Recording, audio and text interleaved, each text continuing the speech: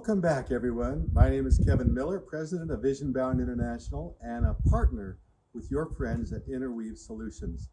You know how committed we are to your success. We want your business to grow and flourish, much like this tree behind me.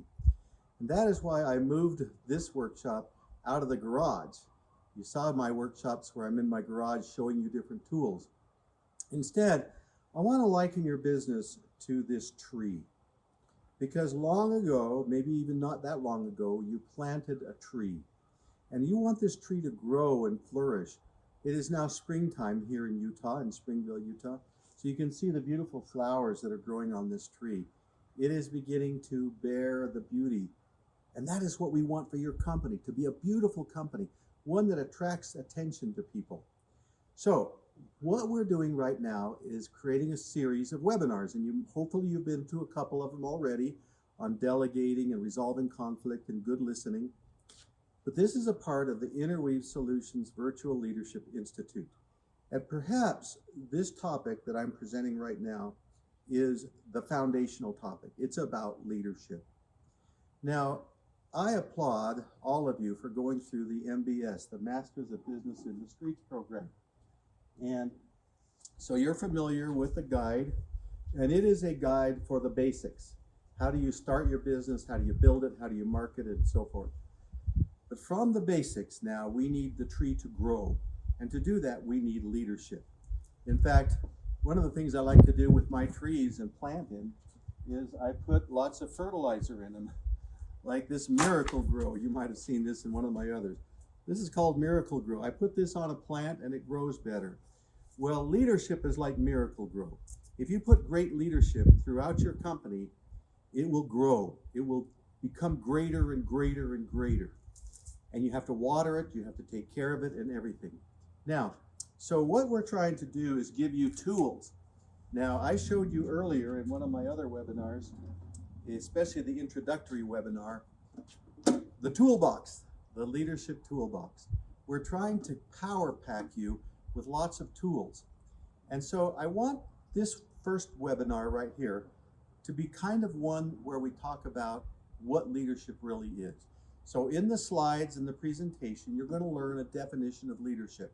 It's different from management. You can manage your company and never lead it. So we're going to learn how to do that. Now, as a part of that, I'm going to show you a model I have. I have written a book, and the book is going to come out later on this year called Leaders Do 5 Things. And it's taking the helm in a turbulent world. So I will be helping you see that, and you can actually maybe get a preview copy of it. So what are those 5 things that leaders do? Well, we're going to learn what those are in the following section as you watch this webinar. So the bottom line is, we're going to help fill your leadership toolkit. This is your toolbox. And every one of the webinars is putting a tool in: how to delegate, how to resolve conflict, how to listen, how to catch loyal customers.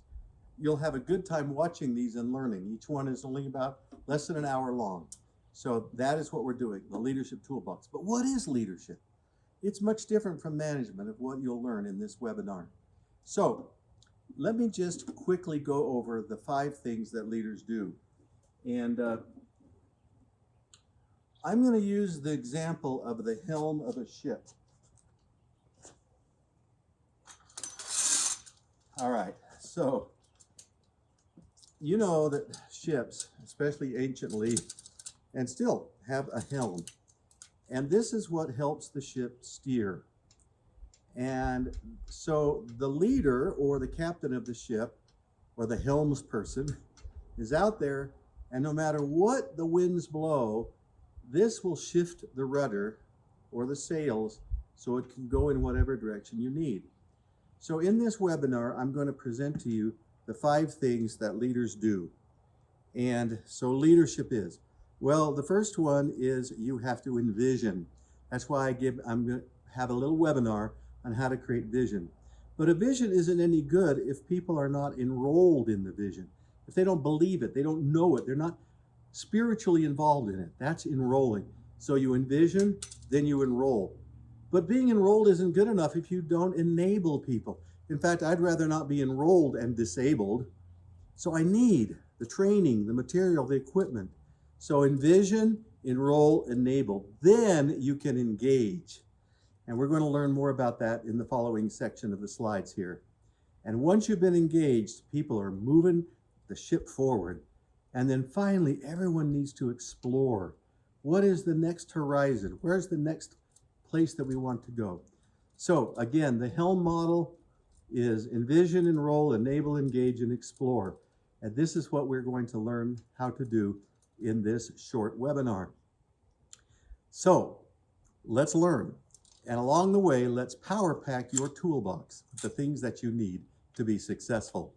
So again, Kevin Miller, president of Vision Bound International, part of Interweave Solutions. And this leadership series, virtual leadership series, is to help you steer your ship in the right direction, and also to give you the tools in your toolbox to be very, very effective. All right, so let's learn, and then you'll see me again after the slideshow, where I'll come back and ask you, what did you learn? Now remember, you're to have printed off a handout packet that goes with this. You should have received it and printed it off, or at least have it available, because it's got notes in it and it's got places for you to do some writing. So make sure you have that.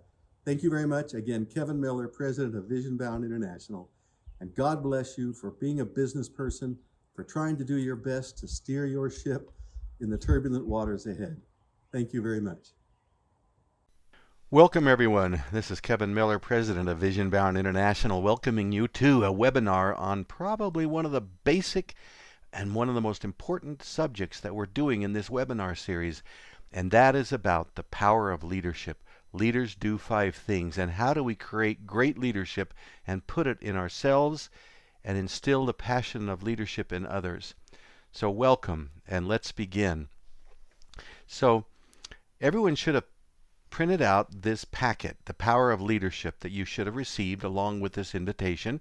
If not, you'll see the images of the pages on the screen. So I have become fascinated with leadership for many, many years.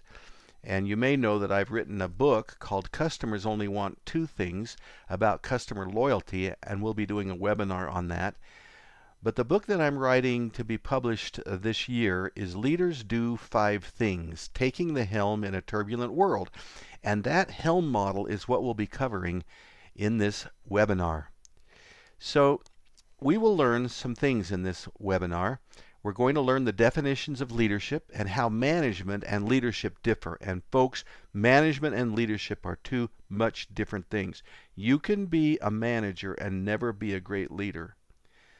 We're going to learn the 5 things that effective leaders do, and also the styles of leadership and what style are you, and how to continue your journey to become a great leader. By the way, another great book that I recommend that you read sometime in your career is this book, The Leadership Challenge by Kouzes and Posner. It is quite simply the single best book on leadership that I know. So let's roll on. I love this quote by Peter Drucker. He said, "Only 3 things happen naturally in organizations: friction, confusion, and underperformance. Everything else requires leadership." So in other words, if you're on a team or an organization or even in your family and there's a lot of friction, confusion, and underperformance, it's a lack of leadership. Everything other than these things requires great leadership. That's what we're going to learn. And also, Warren Bennis said, in times of rapid change, there's no substitute for leadership. And I think you can agree we are in a time of rapid change in the world today. The time for great leadership has never been more important. And we all need to step up to the plate and learn these skills. And remember, as you're going to learn in this webinar, leadership is not a position. Management is a position. Leadership is a choice that all of us can make. So you may not know that I retired as an Army officer. Now this is not the modern Army. This is just a picture from the Civil War. But we were taught that leadership is the greatest force multiplier on the battlefield. What that means is if you put a great leader on the battlefield, whether it's Alexander the Great or whoever it was, it multiplies the force. And this is true in all situations. If you put great leadership in a company, it's a force multiplier. In a family, in a nonprofit organization, it is a force multiplier. So, And it works in the family. This is a picture of my family. And so I hope that my family can look to me as a leader, not a manager, but a leader that provides vision, motivation, direction, excitement, passion, and so forth. So I have 4 children and 6 grandchildren. In the world, there have been many great leaders. These are force multipliers, great leaders from Abraham Lincoln and Mother Teresa, Martin Luther King, Gandhi, Nelson Mandela, Geronimo. I mean, these are just a few pictures that I chose. Winston Churchill, Bill Gates. Not that they're the only great leaders. It's just that I wanted to show you that leadership has shown up on many, many organizations and many battlefields, if we want to call them such. In fact, Robert Frost said, "I'm more afraid of an army of 100 sheep led by a lion than an army of 100 lions led by a sheep." So let's be lions as we lead the organizations we're a part of. So Warren Bennis said, one of the greatest myths is that somehow leadership is innate or born in, that you either have certain leadership traits or you do not. In fact, he said, the opposite is true. Leaders are made, not born. Now, we could have a discussion about this. I do believe that there's certain qualities, certain personality types that may lend themselves to people wanting to be leaders, but it's not the big determinant. All people can learn to be great leaders. They're made, not born. One of my favorite leaders in the world today is Zelensky of the Ukraine. And I love that early on in the war, when people thought he was going to cave in fact, they were offering to fly him out of his country. And he said, "I need ammunition. I don't need a ride." And he has stepped up as a force multiplier for his country. He's out front and leading. Regardless of what you think about the war or the political ramifications, that is an example of a man that has led his country in amazing ways. So, I want you to turn now to page 2 of your manual and of the handout. And I want you to think about these questions and maybe pause the webinar and come back to it, or maybe just come back to this later. But part 1 says, thinking about yourself as a leader, who is the leader that had the most positive influence on you in your life? And what are the qualities of this person you would most like to emulate? So I want you to think, a leader that you've known could be a school leader, could be a parent, it could be a sports leader, just someone that you would look to as a great leader, and what were their qualities? Number 2, what are your 3 greatest strengths as a leader that you can capitalize on as you lead others? Are you passionate? Are you energetic? Are you hardworking? Think of your 3 greatest strengths that you have as a leader. And then the next one is, what about limitations that might affect you as a leader that you either need to overcome or compensate in another way? So I want you to think about that. And then on the next page, part 2, I'd like you to think about an elevator speech. Picture yourself as you're in an elevator and someone asked you, what do you believe about leadership? Share your personal leadership philosophy and expectations or your vision for your company. Let's say you could just write that down, my personal leadership philosophy. And I'd like you to take time to write that. Put it in your mind and heart. Number 2, what do those you lead can expect from you? You will be what? Honest, hardworking, passionate, caring. Whatever you think the people that you lead can expect from you. And then finally, what do you expect from those that you lead? So do this and then maybe unpause or come back to the webinar or come back to this a little bit later. So there's another page then on page 4. What is your vision? Where there is no vision, the people perish. That is a scripture in Proverbs in the Bible. And so I want you to write down your personal vision for your company, department, or team. Where do you see us in 6 months, year, and 5 years? And think about that. And that will get us going. Okay, and then the next page is, what are 3 SMART goals for the coming 6 to 12 months? SMART goals are specific, measurable, ambitious, realistic, and time-bound. Is it to increase sales, reduce costs? What are the most important goals that you can focus on? So do that, and then we'll continue, or if you've paused it, unpause it, and we'll continue. Okay, so this is very interesting. This was a study of thousands of people. And I won't read it all, but I want you to think about this as you look at it. That only a small percentage of people even have a clear understanding of what their organization is really doing and why it's trying to achieve. Only 1 in 5 was enthusiastic. Only 1 in 5 workers have a clear line of sight between their work and the team's goals. Only half were satisfied with the work they've done by the end of the week. And these are very, very sad statistics. Only 15% feel they work in a high trust environment. And finally, that last arrow, only 13% have high trust cooperative working relationships with others. So this is a problem, and all of these issues are an issue of leadership. So how are we going to overcome these? We won't cover it in all of this workshop, but I want you to be thinking about it as we go forward. So I want you to now imagine that you have a helm. This is what my book is about, taking the helm in a turbulent world. And there's a quote that says, "One ship sails north and one sails south with the very same wind that blows. 'Tis not the gales for the set of the sails that determines the way we go." So folks, it isn't the wind and the gales in your life. It's how you set your sails. And so I want you to imagine that you have a steering wheel, a helm, and the 5 things that leaders need to do to envision, enroll, enable, engage, and explore. And the center of it is trust. Trust is the center. So leaders need to provide vision. They need to enroll people in that vision. They then need to enable people. And then they need to engage people, and then finally explore new horizons. So that is the model. Now, leadership is the greatest force multiplier on the battle, like I said. So I want you to think about what is that great leaders provide, and then ask yourself, if not now, when? If not you, who? So this is a little exercise again. You can pause the webinar and think about it. What is it that great leaders provide? So leadership is this great force multiplier. It's always been one of them. And I want you now to write at the top of this page of 9, management is power over people. Leadership is power with people. Now listen to that, folks. Management is power over people. It comes to you because of a position, because you're the boss or the parent or the father or the mother.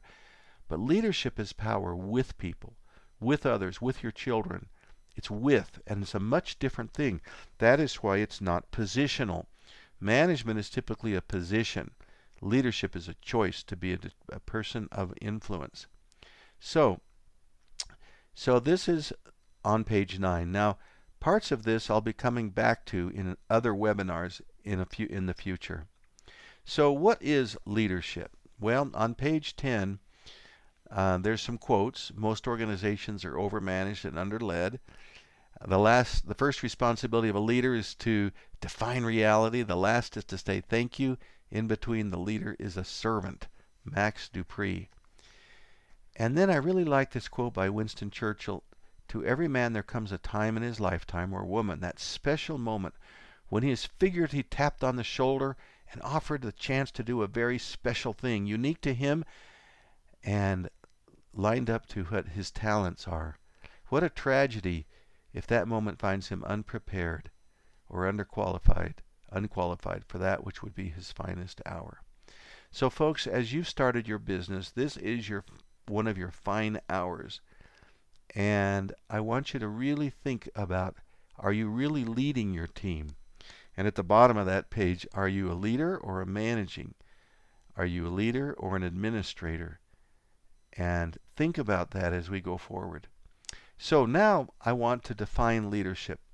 There was somebody that once said the beginning of wisdom is the definition of terms. I think it was Socrates or Plato.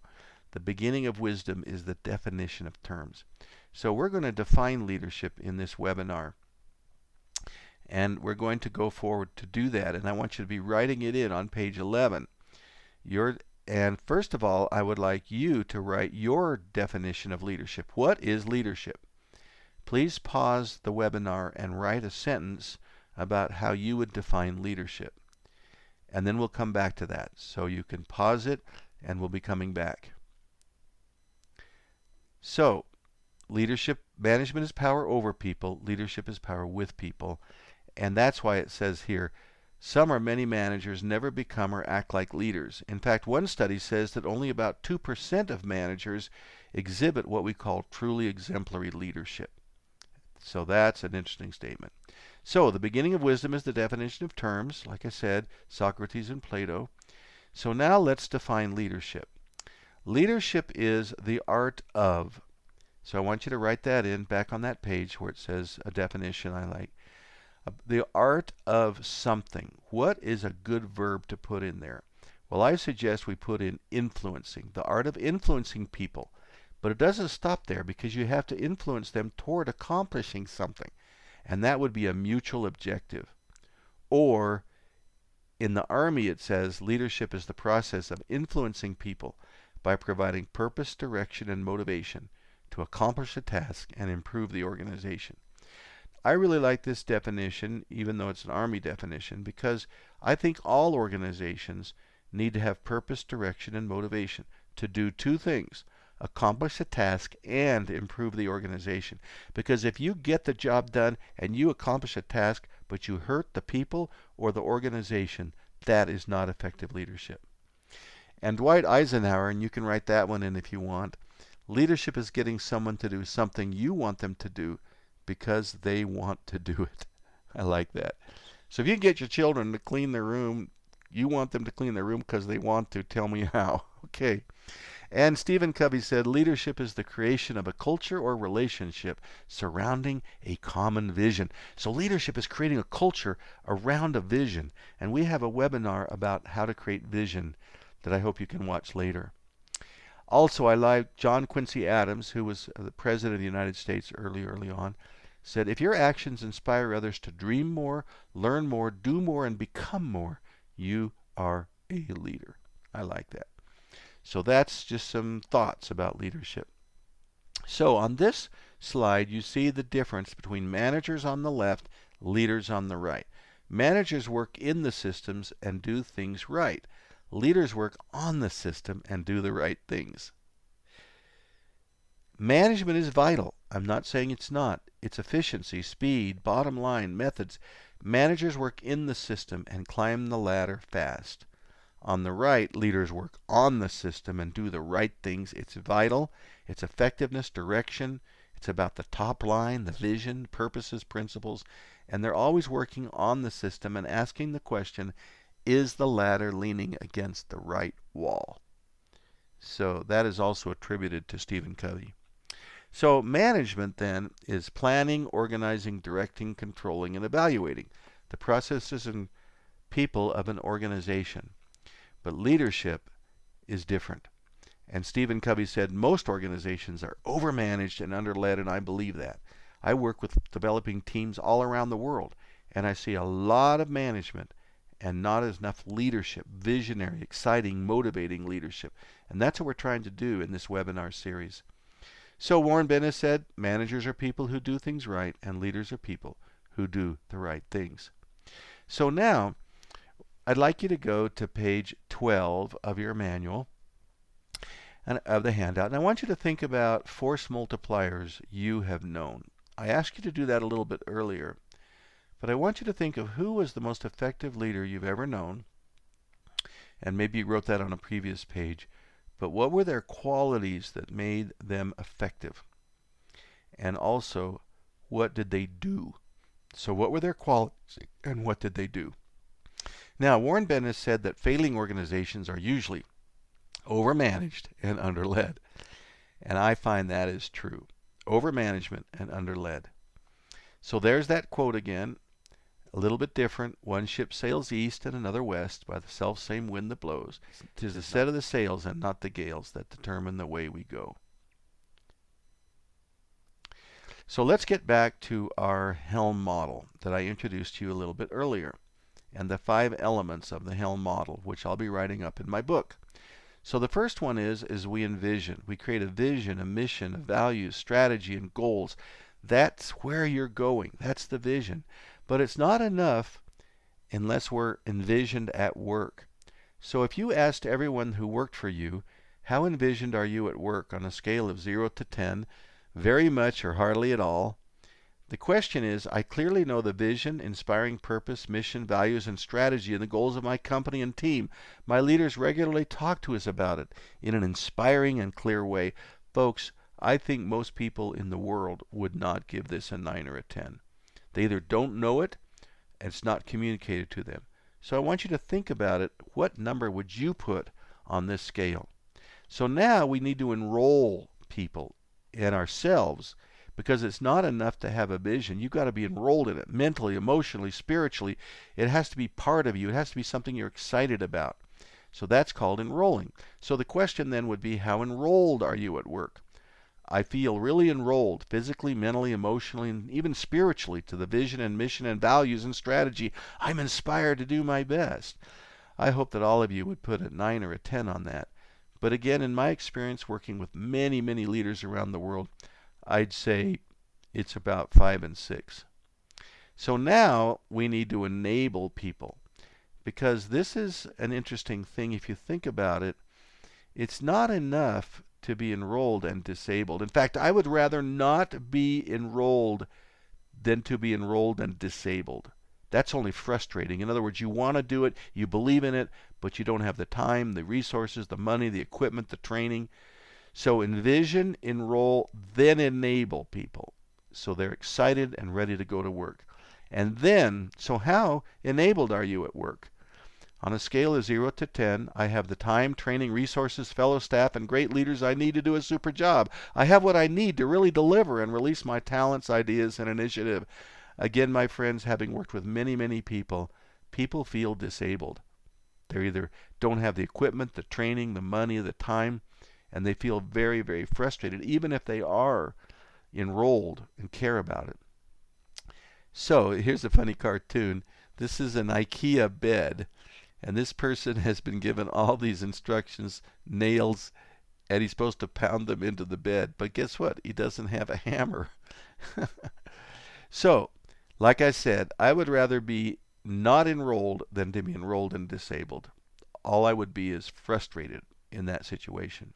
So finally then, with people having a vision, they're enrolled, they're enabled, then we can engage. We can get the work done because we have what we need and we know where we're going. How engaged are you at work? Again, scale 0 to 10. You know the mission, you're enrolled and enabled. I'm very engaged. I can give my very best and I'm motivated to do so. I feel rewarded and fulfilled at work. You might even want to pause the webinar here and discuss this if you have anyone around you. You could have them look at these and discuss it. How envisioned, enrolled, enabled, engaged. And then finally you explore the new horizons. Where are we heading? Innovate, involve, problem solve, think creatively. So there they are. Those are the helm handles. Envision, enroll, enable, engage, and explore. So how exploring are you and others at work? Are you exploring new and better ways to do our work? New ideas welcome and encouraged. I can freely bring up new ideas to management and often do so. Our leaders are always out front exploring new horizons for us. So there you go. You have these scales to think about. And finally, the center of the wheel is trust. When trust is high, everything moves faster. The wheel can spin around trust. Speed is higher and costs are lower. So there is the helm model. The 5 things that leaders do. Envision, enroll, enable, engage, and explore. And you have a way to evaluate yourself and others in that process. So, how is trust at work then? We just talked about trust. We work in a very high trust culture and environment. People have high competence and character. I trust them and our leaders. Our systems and equipment also work well and can be trusted. Because of this, things happen faster. 0 to 10, trust. So the next thing I'd like to quickly talk about is the be, know, do model. This was introduced to me in the military a long time ago. But there's things that leaders need to be. There's things that leaders need to know. and there's things that leaders need to do. If possible, I would like you to pause this webinar and fill out some ideas. What do leaders need to be, know, and do? Some ideas they need to be honest, they need to be passionate, they need to be visionary, they need to be caring. What do they need to know? They need to know their job. They need to know the job of others around them. They need to know the mission, the vision, and where the company needs to be heading. There's a lot of things they need to know. But what do leaders need to do? Well, you can fill that in yourself. But they need to inspire. They need to provide encouragement and direction. So be, know, and do. So this would be a very good page for you to discuss with your team, the be, know, do model. So some of this comes back to thinking about the whole person paradigm. This is on page 14. Basically, all of us are physical, mental, emotional, and spiritual beings. And it's interesting that, and you can fill those in on that handout if you want, in any one of those little areas above the circle, physical, mental, emotional, with spiritual at the center. So that is the whole person paradigm, because you are a physical, mental, emotional, and spiritual being, and so is everyone else. And so what we need to do is lead those four imperatives. So there's an old industrial age mindset about leadership, and that you manage to a job description. You treat people as employees, subordinates. You control people with carrots and sticks. But a new paradigm is on the right. We lead people toward a great and unique contribution, a vision. You treat people as volunteers, partners, and because they really are, because they could leave at any time. And then you just increase potential in people, and it's indirect autonomy instead of direct. It's directed autonomy, but it's not control. So think about those things, and then maybe if you're at a table, you could discuss about these things. How do you feel about this on page 14? And there's a little test about these things that you need to do to inspire trust, clarify purpose, align systems, and unleash talent. These are 4 other imperatives of leadership. A little different than my Helm model, but you inspire trust, you clarify purpose, then you align systems, and then you can unleash talent. So once again, this is a little activity that you can take and fill out from 0 to 10. Do you have a low trust culture? Trust is very low between individuals and teams. Or on the right, trust is world class. We have high trust. Then you go to purpose. Is the vision and mission clear or unclear? And that's a 0 to 10 scale. And then are the systems cumbersome, not aligned well? Is it hard to work in the systems? That would be 0, blah, blah, blah, blah, blah. But if we get up to 10, our systems are aligned to enable us to achieve the most good. And so it's really amazing to see on these scales. I'm giving these to you as a thought mechanism. We're not going to cover all of it in this webinar, but I want you to be able to fill these out and think about it and maybe share it with people on your team, even your family members. Is there trust in your family? Are the purposes of your family clear? Have you aligned the systems of the home and the family? And are we unleashing the talent of everyone? This is just a little thing for you to work with. So now, as we move along, I want to talk about 3 levels of leadership. There's strategic, operational, and tactical. And you, because you're maybe the leader of your own company, you can be involved every day in strategic, operational, and tactical. So strategic is to fight the right battle, which means, are you in the right market? Are you selling the right product? Are you in the right marketplace? Are you fighting the right battle? But operational is then fight the right battle at the right time, at the right place, with the right people, with the right stuff. That's operational. And then finally, tactical is to fight the battle right. Because ultimately, folks, you can have all the strategy you want, but if people can't complete a sale, run the cash register, if they can't tactically fight the battle, it doesn't really matter what your strategy and your operations is. I think you can think about that and it will make sense to you. So as we start drawing down a little bit here, there's a page called A Fire Within on page 17. And there's a little quote about Ralph Waldo Emerson and stuff, and we think about how do we have that fire within. To be an inspiring leader, each one of us must have a fire within, a speech, in essence, in our minds. That what do we believe? What do we want? What's the fire within for your business? What is it you're trying to achieve? And then write your elevator speech and be prepared to give it to your partner or anyone else that's around you. What is your elevator speech? What is it that turned you on? What is it that made you want to get into the company or start it? And you write that elevator speech on the bottom of page 17. So, on page 19 and 20, there's another evaluation that you can use. And I give you these things, like I said, only so that you can understand a little bit better about your organization. Are we envisioning, enrolling, enabling, engaging, and exploring? Now, I gave you those on those earlier slides, but now you actually have a tool that you can use that goes into a little bit more depth. From 0 to 10, are we authentic? Are we envisioning? Are we enrolling, enabling? Are we engaging? Are we exploring? So again, I give these to you as a way to think about your business, think about your family, think about your life as we move forward. So, I have on page 21, years ago I created 9 axioms. An axiom is like a basic idea. From my experience, this is just my experience. So I want you to write these things 1, 2, 3, 4, 5, 6, 7, 8, 9 on that page 21. So management is power over people. Leadership is power with people. So on the arrow on the right, over, with, on those lines. Leadership is not a position. It is a mindset and a skill set anyone can strive to have. So write those in. Leaders guide and model from the front. So that's important. Leaders ignite the power of vision in the hearts and minds of other people. Leaders constantly find the right way or the better way. Leaders are more concerned with doing right than being right.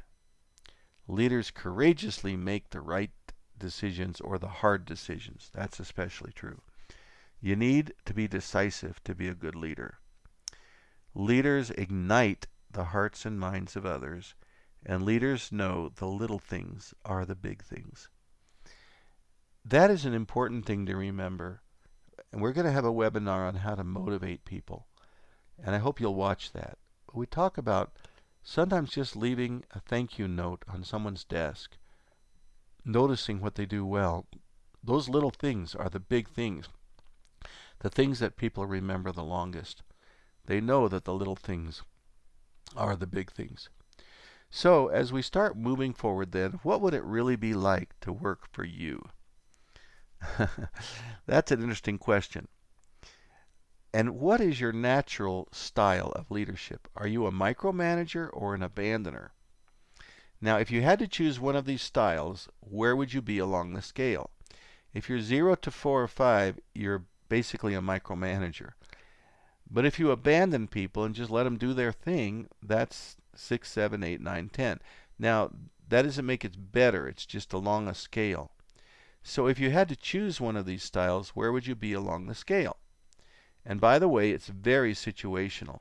You might lean to abandoning at work because your people are very mature or whatever, but micromanaging with your children or outside work situations. So there's a natural style. And I've had a hard time with myself through the years because I kind of like to abandon a little bit, just let people do their thing. But there's times when I can get micromanaging, so it's not too much. It's hard for me to analyze myself, and probably you too as well. So, with that in mind, who's ever worked for a micromanager? Oh, I worked for a woman that was the queen of micromanagement. It was so bad that after 5 years I quit. I could not stand being micromanaged on every little thing I wrote and did. Micromanagers are highly controlling, typically directive, taking charge even when not necessary, often hesitant to trust others. You've heard the term supervisor. I call them snoopervisor, always controlling. And it's very crushing. It's soul crushing. for people to be micromanaged. Now, when they're a brand new employee and they need a lot of direction, then it might be appropriate. But Margaret Thatcher said, being in power is like being a lady. If you have to tell people you are, you aren't. You don't have to remind people that you're in power. You don't have to go around saying, I'm the boss, that's why. If you do, you aren't really in power. Now, the abandoner then is very hands-on, off. Not very present physically or emotionally, typically trusts people to just do their job. On a negative side, sometimes abandoners step in just in time to take credit when things go well, but absent and finger pointing when they go awry. That's the negative side of abandonment. But folks, there's times to be an abandoner. Your people are doing well. They don't need you. They're functioning very, very well. They don't need you jumping in and stuff like that. So learning when to abandon, when to micromanage, and so forth is a tricky thing. But I want you to think about it in your scale. So luckily, there's hope. There's a third style that neither micromanages nor abandons. It is called a clear-the-path leader. So a clear-the-path leader doesn't micromanage or abandon, but they get out front, they create the vision, and they clear the path of obstacles. They're not doing the person's work for them, and they're not micromanaging. They're just getting rid of the stuff that keeps people from being able to perform. They're clearing the path. They're making it easy for people to do their work. So that's the type of leadership that we really want to do. But occasionally you have to micromanage, and there's times to abandon depending upon the situation or the maturity of the people you're leading. But most of the time we should be a clear-the-path leader. They neither overly micromanage nor abandon. They clear the path to allow staff to work efficiently and trust them to do so. Does not do their job for them, like I said, but empowers them with what they need. Makes decision in a timely manner, not a speed bump, but a refueler on the move. So there are these 4 leadership styles on the next page, on page 18. And there's autocratic, democratic, charismatic, and laissez-faire. And the autocratic style, I'd like you to draw this line in that upper left quadrant of that page. They get productivity quickly, but it peters off because people don't like to be controlled. But if it's an emergency situation, the autocratic style can get productivity really fast. Jump in, get things done, move it, move it, move it. But then people start slacking off. So autocratic is good in certain situations. The democratic is a little different. So draw a line like this in the upper right quadrant of that page. It takes a while to get productivity up, but even under a democracy, it starts to slack off because people start needing some energy. They need some leadership. They need somebody to push them a little bit. So that's the democratic. Now the charismatic style, and I put a picture of John Kennedy in here. He was very charismatic, and a lot of movie stars are and stuff like that. Again, sort of like the autocratic, they get things done really quickly at first, but pretty soon it peters off. And the laissez-faire is hands-off. That's what laissez-faire means. And they hold things steady for a while, but then it peters off. So just something else for you to think about. All I'm trying to do in this webinar is introduce you some ideas and some definitions. Now, one thing, don't be a seagull leader who flies in, makes a lot of noise, eats the food, dumps on everyone, and flies out. Don't be a seagull leader. That's just a little joke. So as we wrap up now, the task of leadership is not to put greatness into humanity, but to elicit it, for the greatness is already there. Sir John Buchan, the Governor General of Canada. Folks, I want you to know this. We're not trying to put greatness into people. We want to bring it out, to elicit it. The greatness is already there. The greatness is already in the people around you.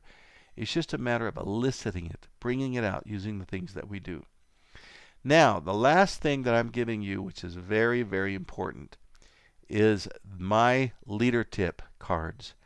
These are a deck of cards which I have, which you can actually order off of my website store. But I'm giving you images of these. These are all the ways to be some ideas on how to be an inspiring leader. And you can just pick one and do it, and pick another one and do it the next day, or choose whatever ones you want. But what I typically do in my workshops is I give the deck out and have people organize them into things that they sometimes do, or often do, sometimes, or rarely. And that's what those little boxes are at the top. I often do number one, so you'd put the O in the number one. If you sometimes do LBWA, number two, you'd put an S in there. But let's say you rarely do number 11, going out of your way to catch people doing something right. So SOR. Do that on all of these pages. So I've given you all of my images of all of my hot tip cards. And you can look at them and see what ideas could you do in the coming week that would make things very, very powerful, that would help you be a great leader. And then, so that's the last several. And I really like that, number 38. Be nice to someone at work today.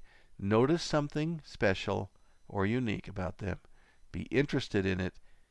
Care enough to express it. NICE. So these are some of the best ideas I've ever come up with or seen on how to be an effective leader.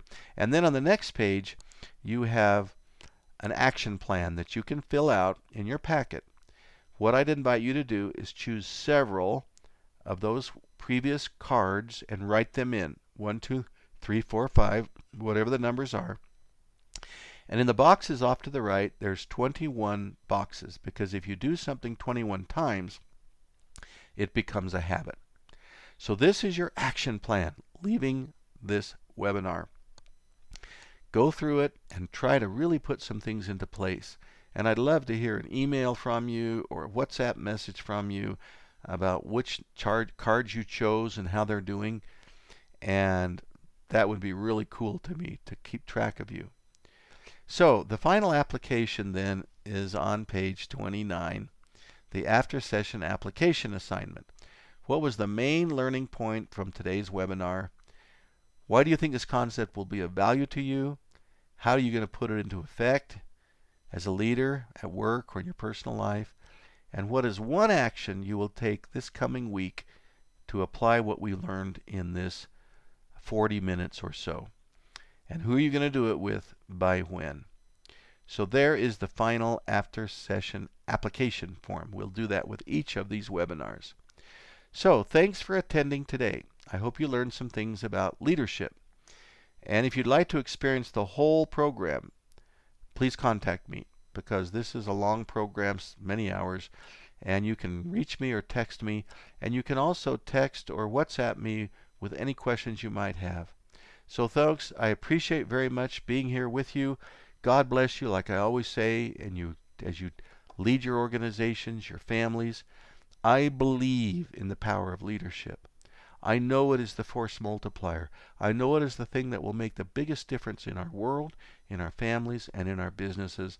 And I wish you the best as you become a great leader in whatever you're doing in life. Thank you very much. Again, Kevin Miller. Welcome back, everybody. I hope you were able to learn from that slideshow and the things that I taught. And I hope you printed off the handout packet so that you can read through it and learn more about the Helm model, the 5 things that you need to do to be a great leader. I have enjoyed teaching this. I love leadership. I cut my teeth on leadership as a young Army officer. I served a whole career, active duty, as an Army officer. And I learned about leadership there.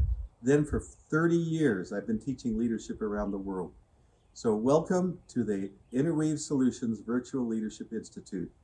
Now, I want you, though, to remember to apply what we've learned. So whatever you learned about leadership, apply it. Do you need to do more envisioning, enrolling, enabling, engaging, exploring? Which part of this wheel can you help with your people so that they're excited and ready to move forward?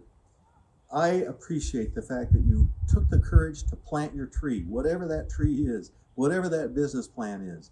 Nourish it, water it, keep it growing, let it become beautiful. And that is what all of us are trying to do. And we at Interweave Solutions are committed to helping you do that. Kevin Miller, again, President of Vision Bound International. You can email me and contact me at kevin@visionbound.com, and also on WhatsApp or text 801-916-7433. Thank you. May God bless you as you build your business and sail it through the storms ahead. Thank you.